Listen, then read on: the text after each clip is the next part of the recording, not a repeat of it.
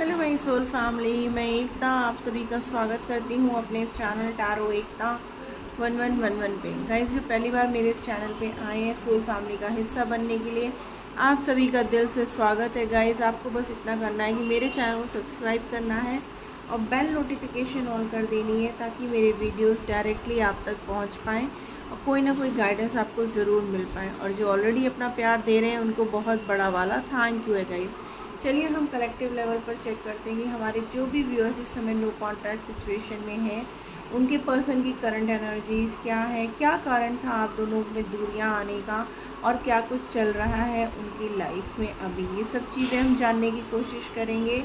आप अपने पर्सन का नाम ले लो। टाइमलेस रीडिंग है गाइस, जब भी आपके सामने आएगी आपसे रेजोनेट करेगी।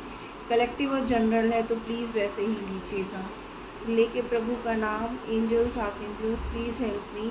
हमारे व्यूअर्स जिस किसी के बारे में भी सोच के ये वीडियोस देख रहे हैं, सबसे पहले हमें बताइए कि उनकी लाइफ में प्रॉब्लम क्या थी, किस वजह से वो लोग नो कॉन्टैक्ट सिचुएशन में आए। ऐसा क्या हो रहा था जिसकी वजह से अच्छी खासे रिश्ते में दूरियां आ गई। Thank you angels, thank you divine, thank you. क्या प्रॉब्लम थी जिसकी वजह से कमिटमेंट, फाइनेंसेस, क्या प्रॉब्लम थी जिसकी वजह से स्टक,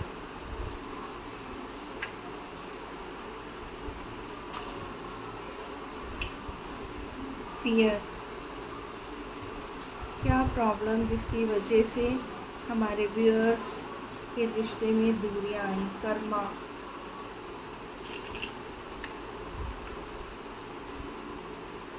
क्या कारण था जिसकी वजह से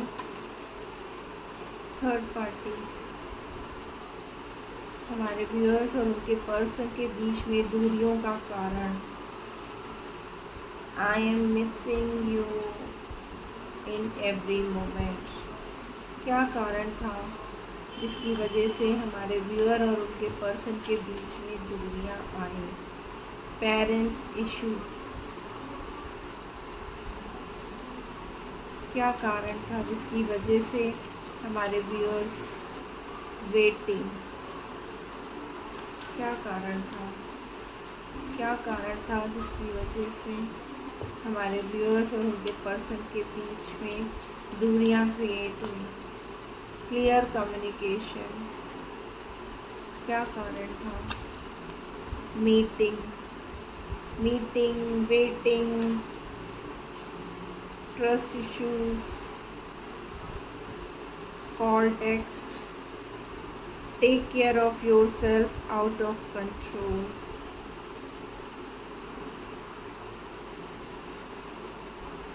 ओवरऑल में आई है कॉल टेक्स्ट। तो गाइस, ऐसा लग रहा है जैसे कि आप लोग के बीच में जो भी लड़ाई झगड़े हुए हैं जिसकी वजह से आप लोग के बीच में दूरियां आई हैं उसका कारण कहीं ना कहीं कमिटमेंट है। ठीक है ना, आप अपने पर्सन से कमिटमेंट मांग रहे थे बट आपके पर्सन आपको कमिटमेंट नहीं दे पा रहे थे, जिसकी वजह से आप लोग के बीच में ना बातचीत बहुत कम हो गई थी या बिल्कुल ही ना के बराबर हो गई थी। उस कमिटमेंट को देने में आपके पर्सन स्टक थे, ठीक है ना, फंसे हुए थे। फैमिली और थर्ड पार्टी, जिनके में फैमिली है थर्ड पार्टी, कुछ के केसेस में उनका कैरियर, फाइनेंसेस और अदर्स के बीच में जो है कोई थर्ड पर्सन हो सकता है, क्योंकि यहाँ पर बहुत क्लियरली आया है finances, third party and parent issues. यानी कि आपके जो पर्सन है हमारे व्यूअर्स के, उनको कमिटमेंट इसलिए नहीं दे रहे थे क्योंकि वो फंसे हुए थे फैमिली को मनाने में, पेरेंट्स को मनाने में कि क्या कहते हैं वो मान जाएं तो वो आपको बहुत क्लियरली कमिटमेंट दे पाए। कुछ के केसेस में था कि उनका कैरियर ही स्टेबल नहीं था और वो ये सोच रहे थे कि जब तक वो खुद स्टेबल नहीं है तो वो आपको एक अच्छी लाइफ कैसे दे सकते हैं। तो उन्होंने अपना सारा फोकस आपसे हटा करके अपने कैरियर की तरफ देने लगे, जिसकी वजह से आपको उन्होंने बहुत ज़्यादा वेटिंग जोन में डाल दिया। उन्होंने आपको जो है ना बिल्कुल क्लैरिटी नहीं दे रहे थे, आपसे बात नहीं कर रहे थे। आपको जो है जब भी आप उनसे कॉल मैसेज पे बात करना चाहते थे तो उन्होंने हर समय आपको अटका के रखा। आपने उनको मिलने को बोला तो उन्होंने कोई ना कोई बहाना क्रिएट कर दिया। यहाँ पर ऐसा भी लग रहा है कि आपके पर्सन ना कहीं अपने कर्मा मतलब पास्ट लाइफ कर्मा को लेकर के भी चल रहे हैं, या आपके ये कार्मिक पर्सन भी हो सकते हैं, ठीक है ना। कभी कभी ऐसा भी आप लोग के रिश्ते में होता था कि जब उनके पास टाइम होता था वो आपसे बात करने के लिए कॉल मैसेज करते थे तो आप कहीं ना कहीं बिज़ी होते थे, और जब आप करते थे तो वो नहीं लेते थे, जिसकी वजह से आप लोग के बीच में जो है ना धीरे करके एक दूसरे को जैसे वेट करा रहे हों, एक दूसरे से बात नहीं कर पा रहे हों। जब बातों की दूरियां क्रिएट होने लगी, मिलने की दूरियां क्रिएट होने लगी, तो ये रिश्ता धीरे धीरे थकने लगा, मीन्स स्लो डाउन होने लगा, ठीक है ना। लेकिन आपके पर्सन कह रहे हैं I miss you in every moment. वो आपको हर पल याद करते हैं। उन्हें कहीं ना कहीं डर भी है कि कहीं ऐसा तो नहीं कि हमारे इस व्यवहार की वजह से जो है आप दोनों में जो है दूरियां ना आ जाएं। आपके पर्सन मीन्स आप उनके लिए कहीं आप उनको छोड़ के ना चले जाओ, या ऐसा तो नहीं कि इन सब हालातों की वजह से आपकी लाइफ में कोई और आ गया है जिसकी वजह से आप उनको अब टाइम नहीं देते हैं। आप लोग के बीच में कहीं ना कहीं जो है ना कोई ट्रस्ट इशू भी क्रिएट हुआ है। आपको ऐसा लगने लगा कि आपके पर्सन जब आपसे बात नहीं कर रहे थे, आपको क्लैरिटी नहीं दे रहे थे, तो आपके मन में कहीं ये सब चीज़ें आने लगी कि ऐसा तो नहीं कि इसकी लाइफ में कोई और आ गया है जिसकी वजह से जो है ये मुझे वेटिंग जोन में डाल रखा है। चीज़ें जो है ना हाथों से बिल्कुल ही आउट ऑफ कंट्रोल होने लगी। लेकिन आपके पर्सन कहीं ना कहीं आपसे कह रहे हैं कि take care of yourself, कि आप अपना ध्यान रखो। अभी उनके पास टाइम नहीं है आपको टाइम देने का, लेकिन वो जो कुछ भी कर रहे हैं वो हमारे फ्यूचर के लिए कर रहे हैं, हमारे एक होने के लिए कर रहे हैं, हमारे शादी करके हमारा एक अच्छा लाइफ सेटल करने के लिए कर रहे हैं। बहुत से जो व्यूअर्स हैं वो ये कहना चाहते हैं जो अभी सिंगल हैं कि वो अपनी पूरी कोशिश कर रहे हैं अपनी फैमिली को मनाने के लिए, इसलिए उन्होंने आपको वेटिंग में रखा हुआ है, इसीलिए वो आपको क्लैरिटी नहीं दे पा रहे हैं। लेकिन वो चाहते हैं कि वो आपके बिना जो है ना खुश नहीं है, वो भी बहुत दुखी हैं, और वो चाहते हैं कि जब तक वो आपके पास नहीं है ना तब तक आप खुद से अपना ध्यान रखो, ठीक है ना। और आपके पर्सन जो है ना बहुत जल्द इन सब चीज़ों से निकल कर के बाहर आएंगे, ठीक है ना। उनका आपके साथ अटैचमेंट बहुत है।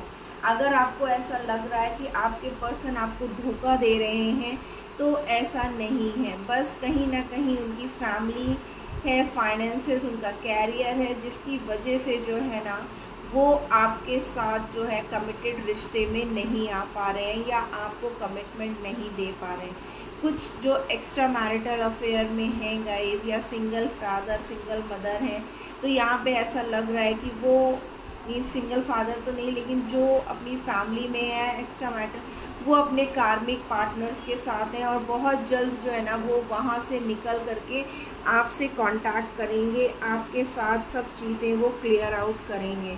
आइए देखते हैं और क्या कुछ चल रहा है टैरो से। प्लीज़ एंजल्स गाइड करिए हमें, और क्या चल रहा है हमारे व्यूअर्स जिस किसी के बारे में भी सोच रहे हैं। गाइज अगर यहाँ तक रीडिंग आपसे रेजोनेट हुई है ना तो प्लीज़ लाइक कर लो, क्लेम कर लो, तो आगे की रीडिंग भी ना आपके साथ ज़रूर रेजोनेट करेगी। और क्या कुछ चल रहा है उनकी लाइफ में, प्लीज़ एंजल्स गाइड करिए। देखिए वो आपके साथ हैप्पी मैरिड लाइफ के सपने देखते हैं। आपको होप रखनी है, आप जिस डर में जी रहे हो ना उस डर से आपको बाहर निकलने की ज़रूरत है, क्योंकि आपके पर्सन की विश है कि वो आपके साथ शादी करे, आपके साथ फैमिली क्रिएट करे, आपके साथ क्या कहते हैं फ्यूचर देखते हैं, ठीक है ना। आप जो है उनकी विश फुलफिलमेंट हो।